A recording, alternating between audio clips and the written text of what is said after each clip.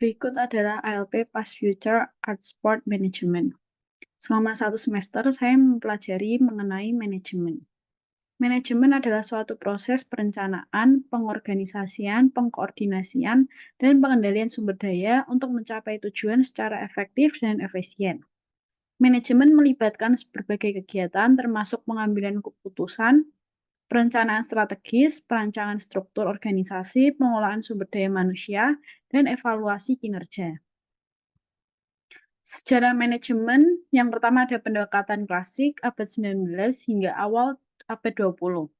Fase ini mencakup kontribusi dari tokoh seperti Frederick Taylor yang mengembangkan ilmu manajemen ilmiah dengan fokus pada efisiensi, operasional, dan manajemen waktu. Lalu yang kedua ada pendekatan perilaku abad 19 hingga pertengahan abad ke-20. Para teoretikus mulai memahami pentingnya faktor manusia dalam lingkungan kerja. Yang ketiga ada pendekatan manajemen sistem, yaitu pertengahan abad ke-20, perkembangan teknologi dan pemahaman yang lebih baik tentang hubungan antara berbagai bagian organisasi memunculkan pendekatan sistem dalam manajemen. Yang keempat ada pendekatan kontingensi akhir abad 20, menekankan bahwa tidak ada pendekatan manajemen yang universal atau satu solusi untuk semua, tetapi tergantung pada situasi dan konteks tertentu.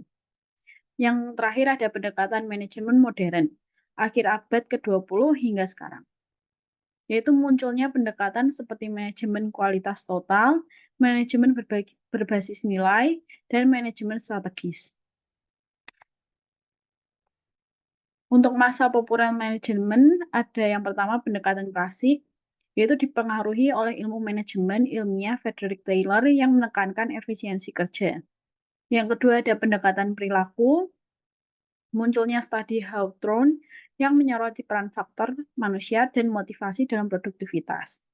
Yang ketiga ada pendekatan manajemen sistem, yaitu pengakuan organisasi sebagai sistem kompleks dipengaruhi oleh teori sistem Ludwig von Bertalanffy. Yang keempat ada pendekatan kontingensi, yaitu puncak perkembangan teori kontingensi yang menekankan penyesuaian manajemen tergantung pada situasi dan konteks tertentu. Yang kelima ada pendekatan manajemen modern, munculnya manajemen kualitas total dan pendekatan berbasis nilai. Lalu perkembangan masa kini, yang pertama ada teknologi manajemen, yaitu penerapan sistem manajemen berbasis teknologi untuk meningkatkan efisiensi dan transparansi. Yang kedua, manajemen berbasis data, yaitu pemanfaatan big data dan analisis untuk pengambilan keputusan yang lebih akurat. Yang ketiga ada keberlanjutan dan etika bisnis, yaitu perhatian pada praktik bisnis keberlanjutan dan tanggung jawab sosial perusahaan. Untuk pengembangan yang pertama ada inovasi teknologi hiburan, yaitu penerapan teknologi terkini untuk menciptakan pengalaman hiburan yang imersif. Yang kedua ada pengembangan kreativitas dan konten, yaitu kolaborasi antara tim dan manajerial untuk menghasilkan produk hiburan yang menarik dan berkualitas.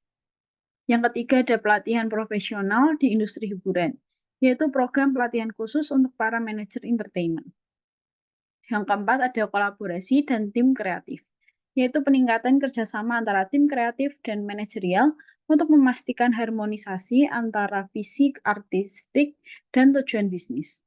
Berikut adalah logbook yang saya lakukan selama 1 semester. Yang pertama ada mencari informasi mengenai lomba seperti e-sport, olahraga seperti futsal, basket, dan lain-lain secara online. Yang kedua ada cara menjadi manajer secara online. Yang ketiga ada cara mengembangkan manajemen skills melalui komunikasi, dan lain-lain. Yang keempat ada melakukan riset dan analisis untuk membuat event secara online. Yang kelima ada mengembangkan kreativitas dan inovasi secara online. Yang keenam ada mempelajari cara mengelola event dengan baik dengan Pak Henry. Yang ketujuh menentukan menjadi manajer di bidang apa dengan Pak Henry. Yang kedelapan ada mengikuti UC Summer Fest, yaitu mempelajari cara menjadi event manager yang baik di UC. Dari logbook di atas, skill manager yang saya pelajari selama 1 semester ini adalah kepemimpinan, yaitu kemampuan untuk menginspirasi, memotivasi, dan membimbing tim untuk mencapai tujuan bersama. Yang kedua ada komunikasi, yaitu kemampuan untuk berkomunikasi dengan jelas dan efektif, baik secara lisan maupun tertulis, serta mampu mendengarkan dengan baik.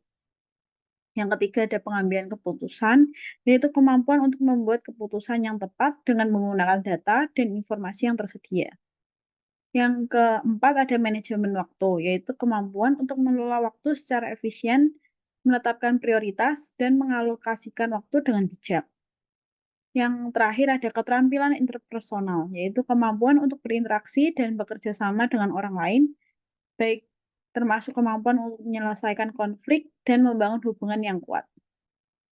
Sekian dari saya, terima kasih.